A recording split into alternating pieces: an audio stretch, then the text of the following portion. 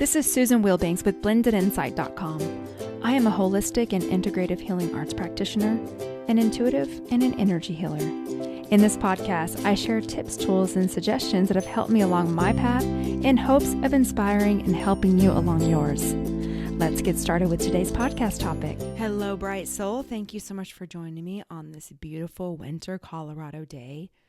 I hope your holiday season is going well if you do celebrate this time of year. And if you're in the U.S., I'm not sure of the other traditions around this time of year in all the countries, because I know I have listeners from all over, and I'm so grateful for that.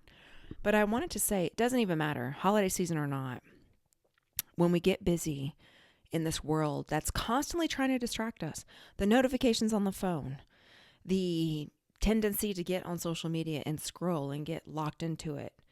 Nowadays, you can even think about something and then all of a sudden you're seeing an advertisement for it. It's gotten really technology-based and distraction-based. This is the way our world is designed right now. And I don't know if you've ever noticed this, but this is something I've always found really interesting. Let's say that you block off a section of time to do something. I have one friend that right when I'm about to meditate, she always calls me. It's like she can tell that I'm dropping into an energy, and she doesn't practice meditation. She's really not on the path. It's like she wants to zap that energy or get a piece of the energy. I love her. It's not conscious. But there's something about every time I have to turn my phone on Do Not Disturb, because every time I I have blocked time, I'm going to do a meditation, I'm going to do something, she starts blowing up my phone with text messages or calling me. And it's like she unconsciously wants to feed off the energy. In other instances, maybe you're supposed to do something and you want to block that time. Someone calls and wants to distract you or get that time. We have to learn how to set really good boundaries around our time. I'm really good at that, but I'm not perfect. Sometimes even I can get sucked into it. Or let's say that you've designed or allotted an hour to watch a television program, and then it just keeps, like if it's Netflix or something, it'll just keep playing the next show or the next movie or whatever is in the queue for you. And then before you know it, you've been sitting there for 3 hours. My point is, it is an actual discipline to create meaningful pauses, to drop in to your body, into this present moment, and sink into gratitude, mindfulness, and why we are really here. To actually take in the moment. You know, nowadays you go out to eat and everyone's buried in their phone. They're sitting across from someone. They're not even engaging. They're just buried in their phone. It's actually a discipline and a practice to be present now. More than ever. It's always been a practice, but it's more of a discipline and a challenge nowadays because of all of the technology. And what I have noticed through these last several years since COVID is that the collective is looking for more opportunities to numb as opposed to being present. And I have this conversation so much. I had it even at Thanksgiving about the tendency to just want to drink. You know, our culture here in America is centered around drinking. There's no benefits of drinking. There's no positive benefits. I know certain doctors will go, oh, wine, let's see where they're sponsored. Who's sponsoring and paying them? Is it the wine industry? Anymore, you have to really get just very critical minded.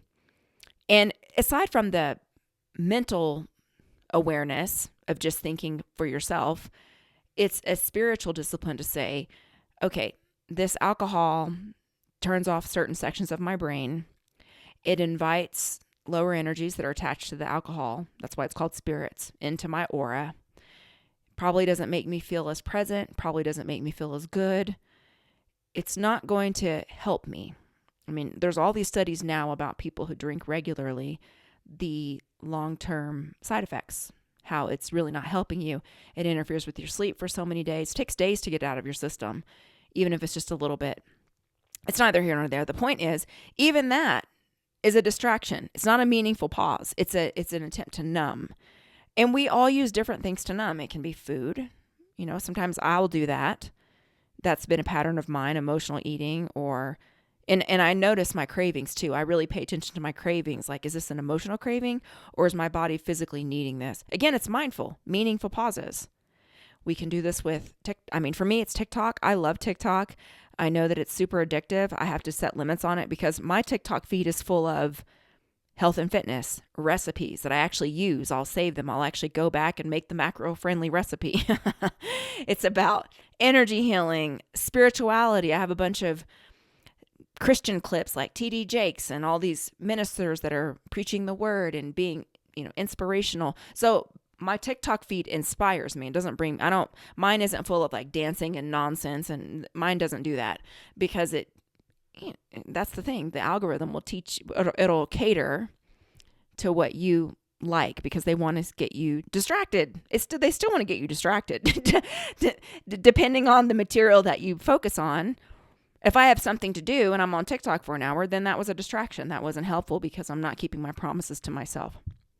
And so that's one of it. The other aspect is taking in this time, this moment that you and I are sharing right now. We're never going to get it back. Time marches on. So this podcast, as I'm recording it, I'm never going to get this time back. My time is my most valuable asset because I don't know how much of it I have. And once I spend it, I don't have it anymore. And during holiday seasons where people start to feel really stretched thin, or maybe they feel obligated to go through, to show up to events they don't want to go to. Maybe they feel obligated to give gifts, or they're stressing about gifts. Sometimes people around the holidays get really depressed. They start thinking about what they don't have or who used to be in their life that's not in their life anymore. And so they use their mental energy to focus on what was instead of what is. And I get it because I've lost a ton of family members and my life looks different this year than it has in other years. But I also have such an immense amount of inner peace, and you can't put a price on that. You can buy all the things in the world. You can be surrounded by millions and millions of dollars, but if you don't have inner peace and you don't have your health, can you really enjoy it? There's valuable things here, very valuable things that someone can't give me. I have to cultivate it. That's one of the reasons why I have so much respect for fitness and fit-minded people, because I can't buy that. I have to actually go to the gym and I have to put in the work for years. It takes years to build muscle and to be disciplined with your diet. And I'm not perfect at it.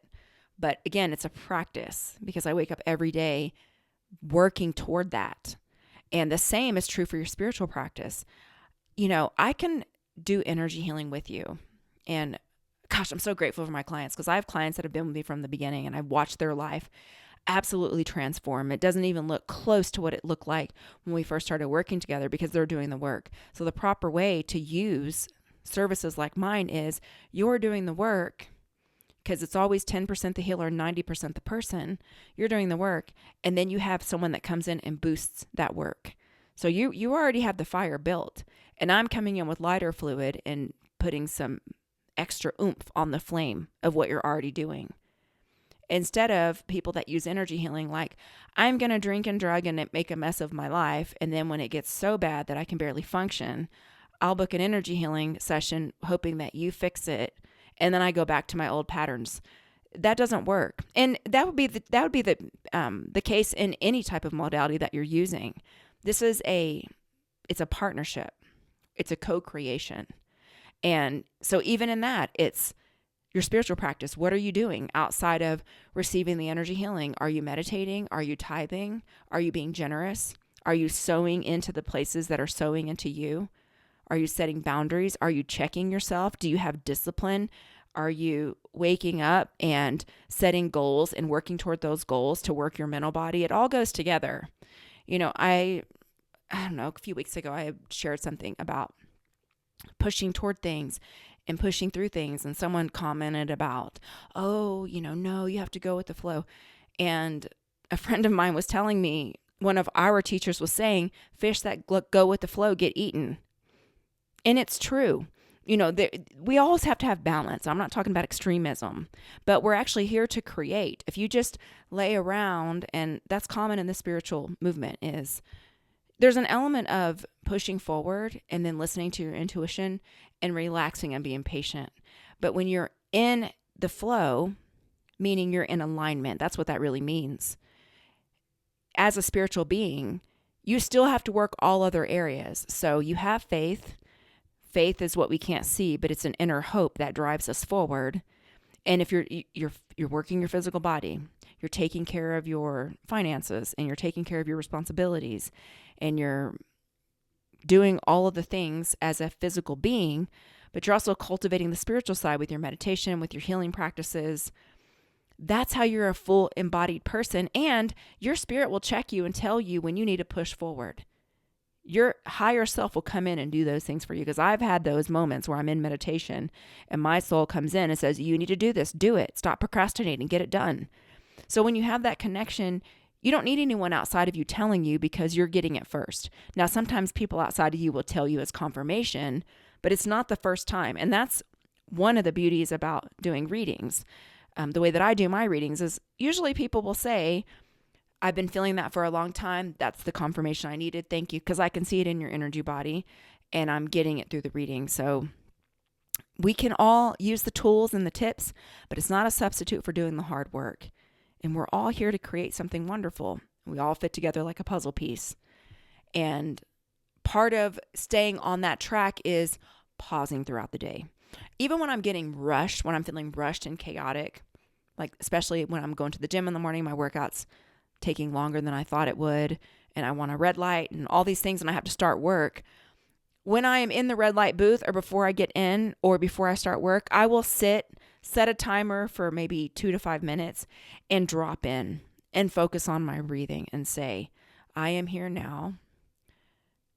What is the most important thing that I need to learn here? What's the most important thing I need to focus on?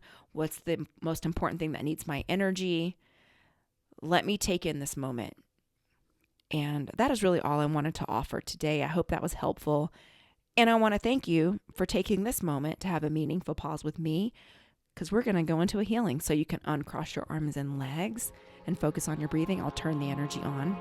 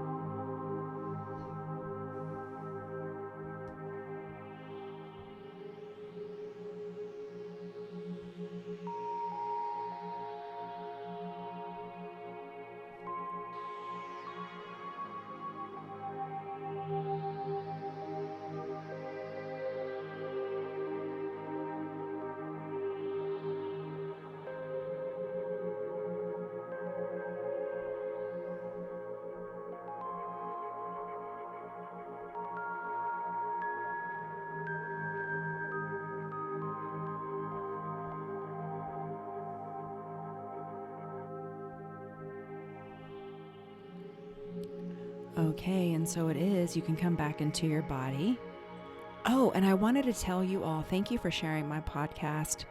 I really appreciate it. I know at the end of the year, Spotify does a podcast review for creators, and my podcast has grown by over half this year, which I really, really appreciate. And also people have been sharing it, which I really wasn't aware of, but it sent me analytics of how many times it was shared. And I think that is so sweet, especially since I'm kind of low production and I'm just sharing from my heart. And you all are so, so sweet. And I appreciate you so much. And I want to wish you a beautiful week. Take care. Bye-bye.